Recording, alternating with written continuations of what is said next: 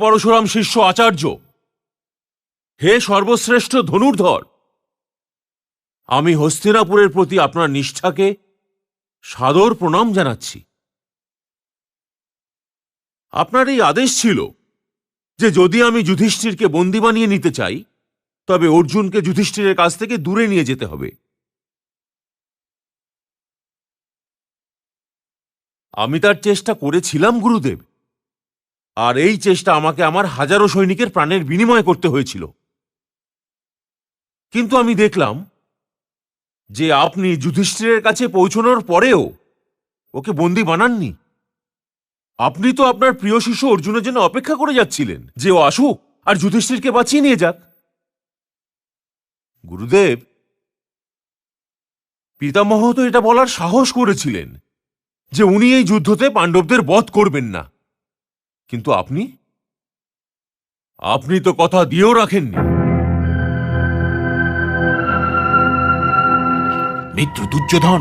না মিত্র, আমি জয় বা পরাজয়ের কোনো প্রশ্ন তুলছি না, কিন্তু আমার এটা জানার অধিকার অবশ্যই আছে যে আমাদের প্রধান সেনাপতি জয় বা পরাজয়ের বিষয়ে কি ভাবছেন। আমি আমাদের প্রধান সেনাপতির কারণে এই যুদ্ধ হারতে চাই না, কখনোই হারতে চাই না। যে হস্তিনাপুর আচার্যকে সম্মানপূর্বক নিজের হৃদয়ে স্থান দিয়েছে সেই হস্তিনাপুরের এটা জিজ্ঞাসা করার অধিকার আছে যে উনি কি চান। তুমি এটা ভেবো না মিত্র যে আমার গুরুকে এটা জিজ্ঞাসা করতে দুঃখ হচ্ছে না বা লজ্জা করছে না, কিন্তু আমার জন্য এটা জানা খুবই আবশ্যক যে উনি কাদের পক্ষে, দুর্যোধনের নাকি পাণ্ডবদের।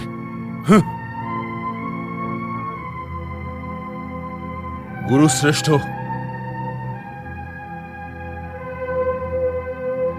আমি আপনাকে এটা জিজ্ঞাসা করছি যে আমি আপনাকে বিশ্বাস করতে পারি কি না।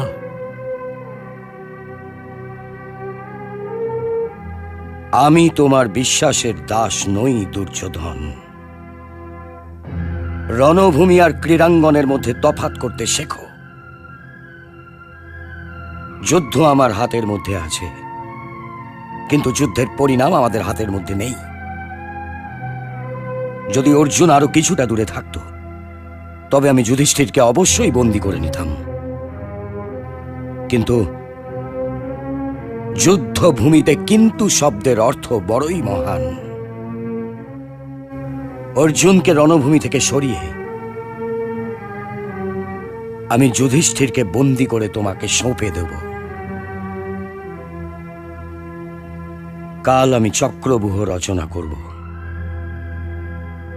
যেটা অর্জুন ছাড়া আর কেউ ভাঙতেই পারবে না। মহাভারত।